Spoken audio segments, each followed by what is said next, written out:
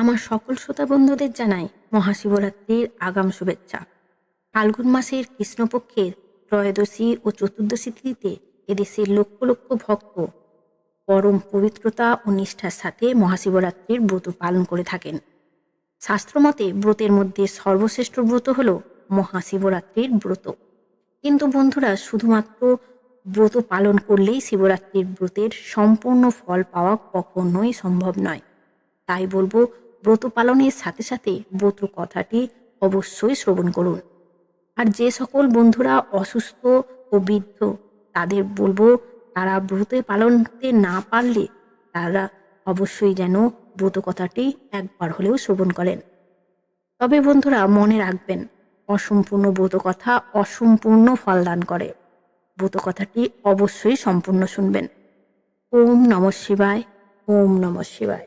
এবছর অর্থাৎ 2026 সাল বাংলার 1432 বঙ্গাব্দে বৈদিক পঞ্জিকা অনুসারে ফাল্গুন মাসের কৃষ্ণপক্ষের চতুর্দশী তিথি 15 ফেব্রুয়ারি সন্ধ্যা 5:34 থেকে শুরু হবে এবং যা থাকবে 16 ফেব্রুয়ারি সন্ধ্যা 6:04 পর্যন্ত। শাস্ত্রমতে মহাশিবরাত্রিতে রাত্রিকালীন উপাসনার কথা বলা হয়েছে। তাই রাত্রিকালীন উপাসনার ঐতিহ্য অনুসারে 15 ফেব্রুয়ারি রবিবার মহাশিবরাত্রির উপবাস পালন করা হবে। শিব মহাপুরাণ অনুসারে বহুকাল আগে বারাণসী তথা কাশীধামে এক নিষ্ঠুর ব্যাধ বাস করত। সে দিনরাত শুধু জীব হত্যাই করে বেড়াতো। একদিন ব্যাধ শিকার করতে গিয়ে অনেক পশু পাখি শিকার করে। সন্ধ্যা ঘনিয়ে আসতেই সে বাড়ির দিকে রওনা হয়, কিন্তু কিছু দূর যেতেই পথে রাত্রি হয়ে যায়।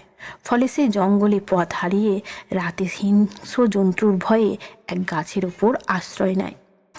ব্যাধ যে গাছের আশ্রয় নিয়েছিল সেই গাছটি ছিল বেলগাছ, আর সেই গাছের নিচে ছিল একটি শিবলিঙ্গ। ব্যাধ গাছে নড়ে চড়ে বসার সময় শিশির জলে ভেজা কয়েকটি বেলপাতা খসে পড়ে ওই শিবলিঙ্গের মাথার ওপর।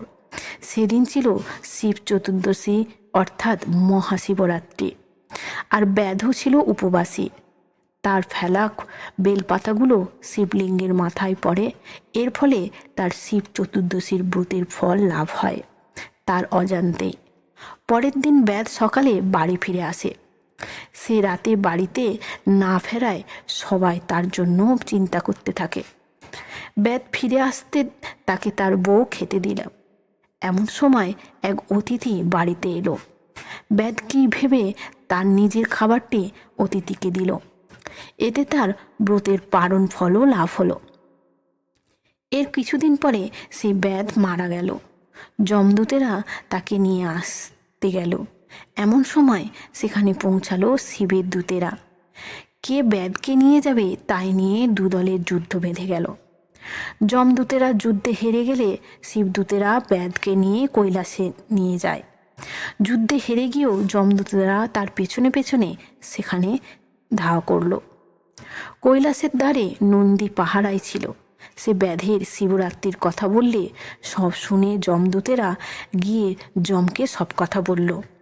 যম শুনে বললেন, হ্যাঁ, যে শিব বা বিষ্ণুর ভক্ত কিংবা যে শিব চতুর্দশী পালন করে আর যে বারাণসী ধামে মরে, তার ওপর যমের কোনো অধিকার থাকে না, তার মুক্তি লাভ ঘটে। এইভাবেই মর্তলোকে শিবরাত্রির ব্রত প্রচার হয়েছিল। হর হর মহাদেব। জয় মহাকাল।